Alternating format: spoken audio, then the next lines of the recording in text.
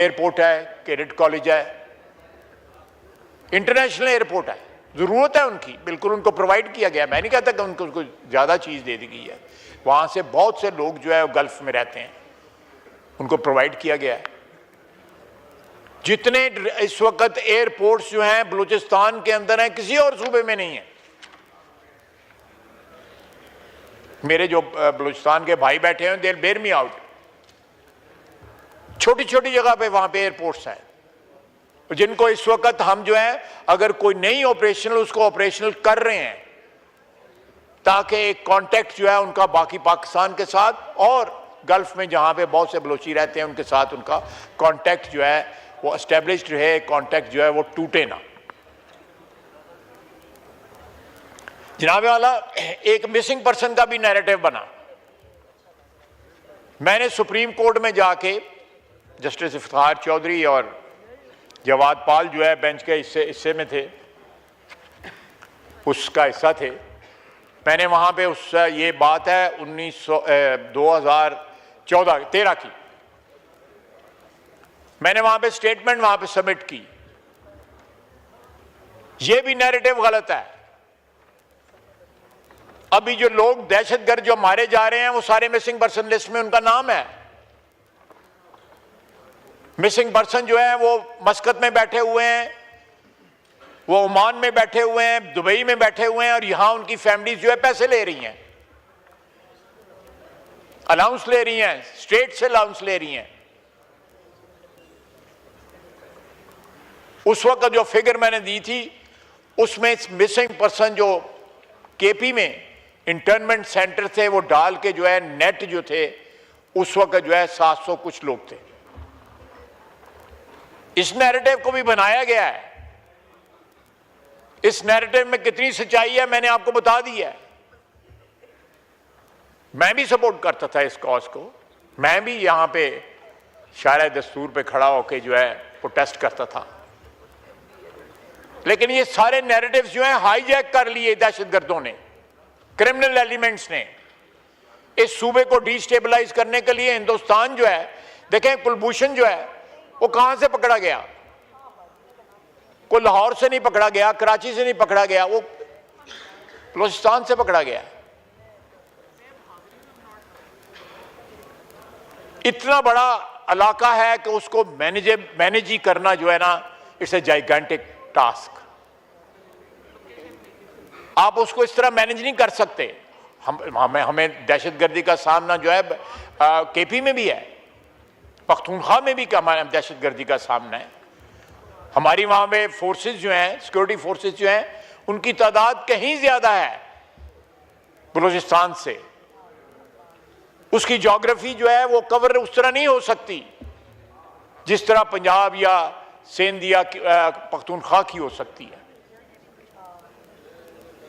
उससे ये एडवांटेज लेते हैं। मैंने आपको बताया है कि 40 के 35 स्क्वायर किलोमीटर के ऊपर एक बलूचिस्तान का शहरी, बलोच नहीं उसमें और भी शहरी, जिस तरह मैंने आपको परसेंटेज बता दी है। अब जनाबे स्पीकर, ये इनके पास जो असला है मैं आपको उसका भी बताता हूं। 20 लाख रुपए की तो सिर्फ राइफल है, हमारे पास नहीं है वो राइफल। उसके ऊपर जो लेजर जो हीट, बॉडी की हीट से डिटेक्ट होकर फायर होता है, वो $4,000-5,000 का वो है। टोटल जो गियर है इनके पास जो है इट्स क्लोज टू $20,000। वो कहां से आ रहा है? कौन उसकी अदायगी कर रहा है? कोई बताए इस बात को, कौन उसकी अदायगी कर रहा है? कौन इन्वेस्टमेंट कर रहा है असले के अंदर? अमेरिकन असला है वो। इस भाव पे मेरे दोस्त जो who are exposed to or who have knowledge of this trade, वो इस चीज को एंडोर्स करेंगे। तीन आइटम हैं जो है, एक नाइट विजन गॉगल, उनकी राइफल, और एक और आइटम है, मेरे पास तो असले का लाइसेंस भी नहीं है, इसलिए मुझे मेरा जो है वो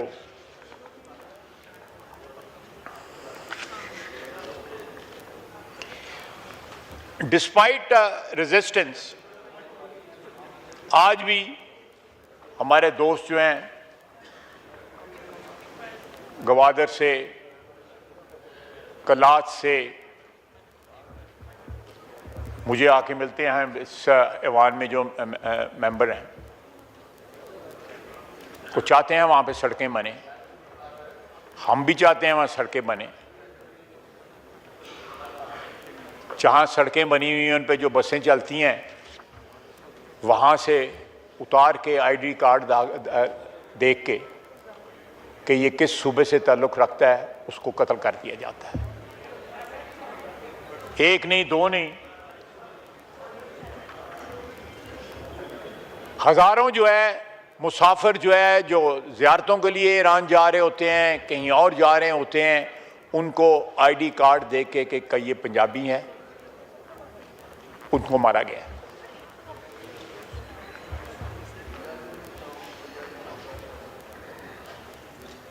ये तफरीक जो है कहां से प्लांट की गई है?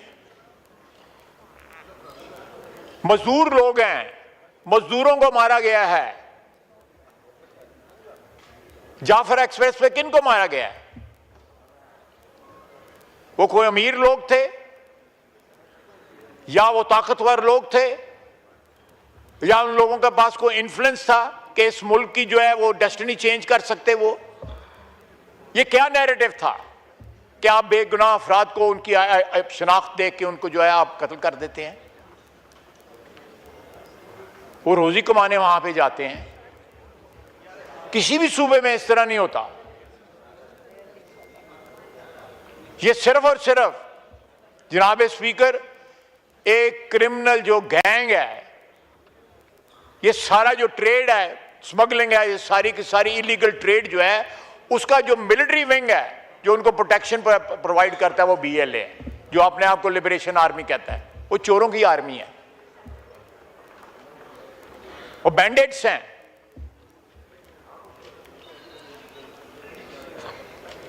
जनाब स्पीकर,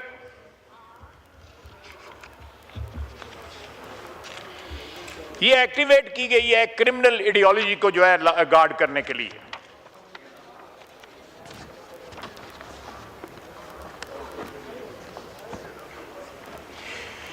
जनाब स्पीकर, ये फसादुल अर्द में, और हमारा मजहब कहता है कि जो फसादुल अर्द में जो लोग शामिल हों या जो परपेचुएट करें या परपेट्रेटर्स हों इसके, उनसे कोई नेगोशिएट नहीं किया जा सकता।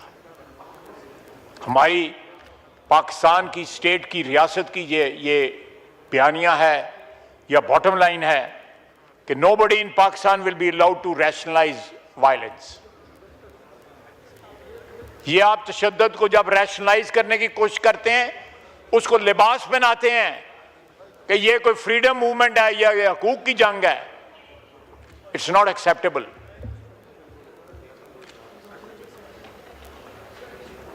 Because it's not true. ये एक कवर है क्रिमिनल जो एक्टिविटीज को जो है लेजिटिमाइज करने का।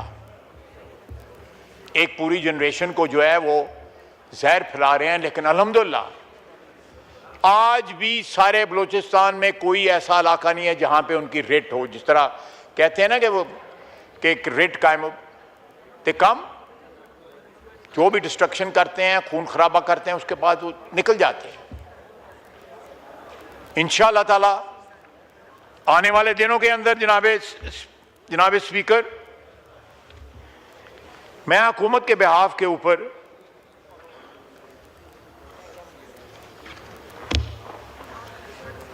ये यकीन दिलाना चाहता हूं कि इन लोगों से कोई नेगोशिएशंस नहीं होंगी। जिस तरह ब्रूटल फोर्स ये लोग इस्तेमाल कर रहे हैं,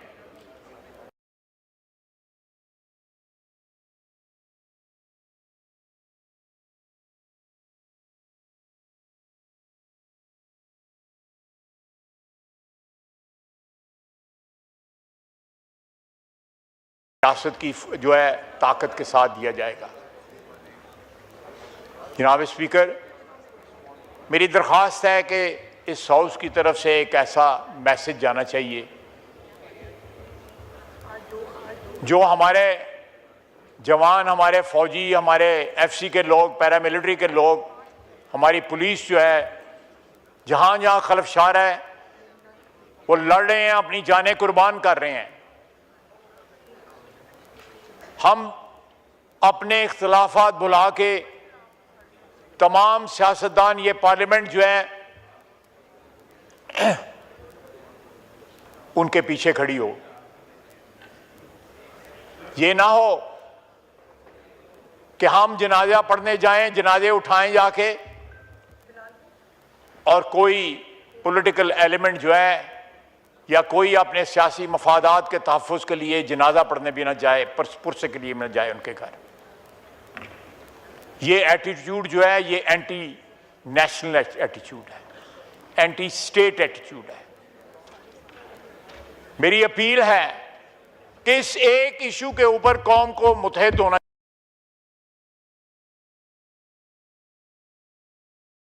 चाहिए कि हम किसी क्रिमिनल गैंग को जो है कोई ऐसा नैरेटिव बनाने की इजाजत नहीं देंगे कि वो अपनी मुजरमाना सरगर्मियों को कोई लबादा ऐसा पहना सके कि उसको सैंक्टिफाई कर सके। कतई तौर पे नहीं देंगे।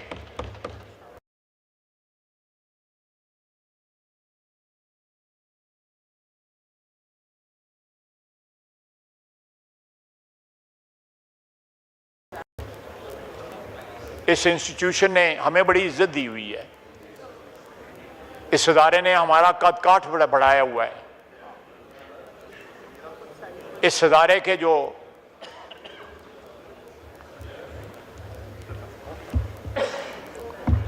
भी फ़राइज़ हैं या जो भी रिक्वायरमेंट हैं, हमारी इज्जत और आबरू जो बनी हुई है इसकी, उसको एक तरीके से ही पे बैक किया जा सकता है कि ये पूरा ऐवान जो है दहशतगर्दी के खिलाफ जो है यकजा हो जाए। हम इख्तिलाफात रखें, अपनी लड़ाइयाँ रखें, लेकिन ये 1 पॉइंट एजेंडा जो है इसके ऊपर पूरी कौम को मुत्तहिद होना पड़ेगा। अपने सियासी इख्तिलाफात जो है उनको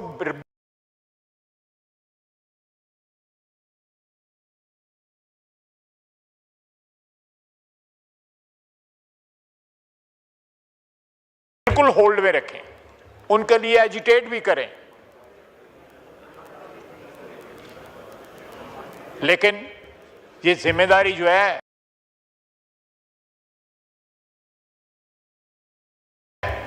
वो सिर्फ हमारी फोर्सेस की नहीं है, ये पूरी कौम की जिम्मेदारी है। ठीक है, उनकी ये प्राइमरी प्रोफेशनल जिम्मेदारी है, कौम के साथ उनकी कमिटमेंट है, वतन के साथ उनकी कमिटमेंट है और वो जिम्मेदारी पूरी कर रहे हैं, वो जाने कुर्बान कर रहे हैं।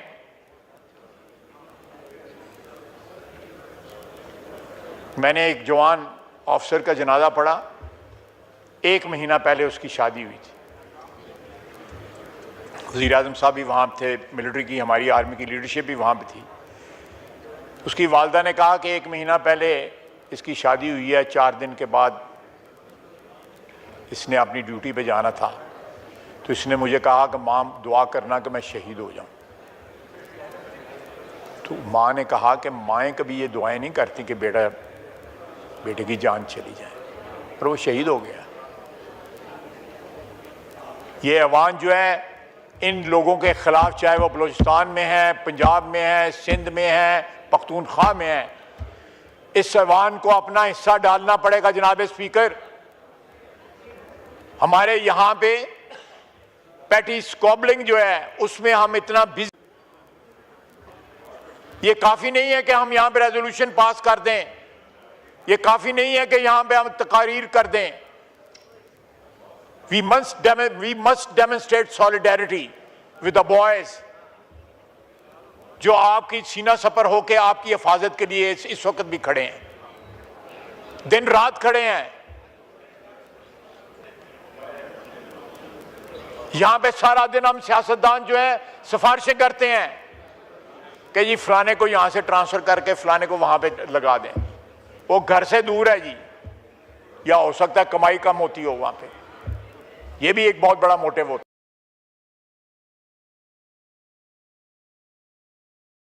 है कि उसकी वालदा है जी, उसके बच्चे हैं जी, सारा दिन ये सिफारिशें करते हैं। आप भी करते होंगे, मेरे सारे कोलीग्स करते होंगे। क्या हमारी जो दफाई अफवाज हैं, डिफेंस फोर्सेस हैं, उनकी ये रिक्वायरमेंट नहीं है? 4-4, 5-5 दफा जो है वो अपनी ड्यूटी पे चले गए, जहां से 50% चांस होता है जिंदा वापस आने का।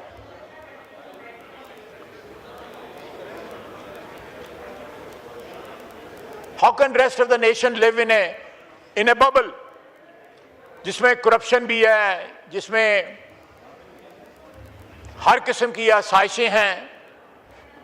ये जो हम जो बजट पास करते हैं, ये बजट कितना खर्च होता है पाकिस्तान की आवाम के ऊपर? पीडब्ल्यूडी जो है वजीर आजम ने क्यों बैन की? आप अपने हलकों में देखें, आपको जो एलोकेशन होती है, बजट एलोकेशन होती है, कितने परसेंटेज खर्च होता है? जब नेशनल लीडरशिप जो है वो इतनी बेखबर हो कि करप्शन क्या हो रही है, दहशतगर्दी कितनी हो रही है, ये गपशप लग रही है जनाब। जरा प्लीज काइंडली आप लोग अंदर जाके बात कर लीजिए, अंदर जाके गुफ्तगू कर लें। एक बड़ा एक सीरियस इशू डिस्कस हो रहा है। ये भी एक रिफ्लेक्शन है कि हाउ सीरियस वी आर। जी जी, ये भी एक रिफ्लेक्शन है कि पहले वहां पे ख्वातीन गप्पे मार रही थी, अब यहां पे 3 टोले खड़े हैं। It is a reflection on this house. जी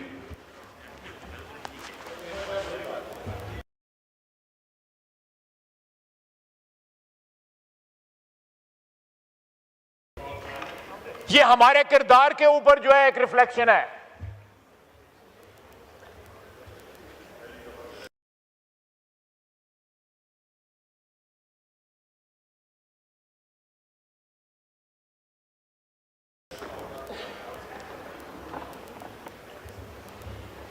ये इनसेंसिटिविटी जो है, जो बेहिसी जो है इस हाउस के अंदर बेहिसी है। How can you demand this from the public?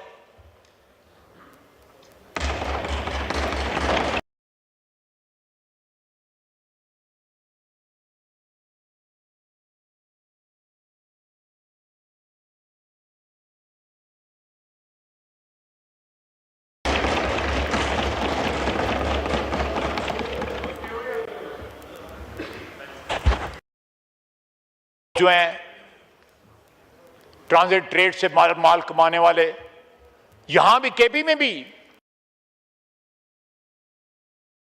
Pakhtunkhwa में भी ट्रांजिट ट्रेड का माफिया है। वहां भी अफगानिस्तान चीजें नहीं पहुंचती, चीजें वापस हमारी मार्केट में आती हैं। मुल्तान का बंदा नौशहरे में जाके क्यों अपना सामान क्लियर करवाता है?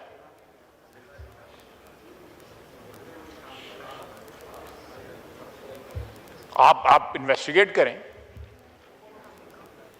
कि if the goods are destined for Multan or Sialkot or somewhere else, why these goods are being cleared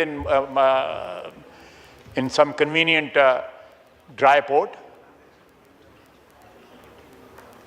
और ये लोग जब फिर क्रिमिनल जो माफिया है वो इतना ताकतवर हो जाता है तो वो BLA को हायर कर लेता है अपनी हिफाजत के लिए कि मैं तेल भी स्मगल करूंगा, 40-50 लीटर का जो तेल जो है मुझे पड़ेगा वो मैं कराची 200 रुपए का लीटर बेचूंगा। कोई है उनको रोक सके?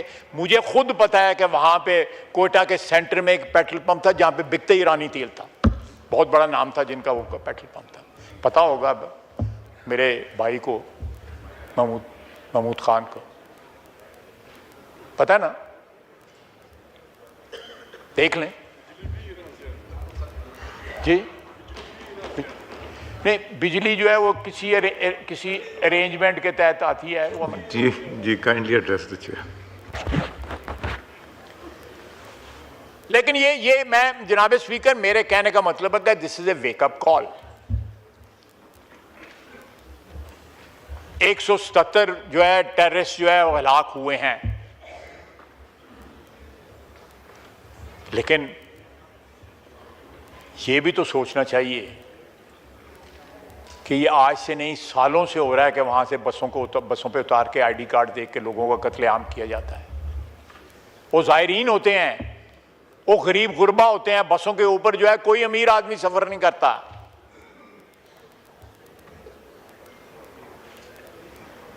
Late this house play some role in this crisis. नहीं तो हम कोई इतने रेलेवेंट पहले भी नहीं है, बिल्कुल इरेलेवेंट हो जाएंगे।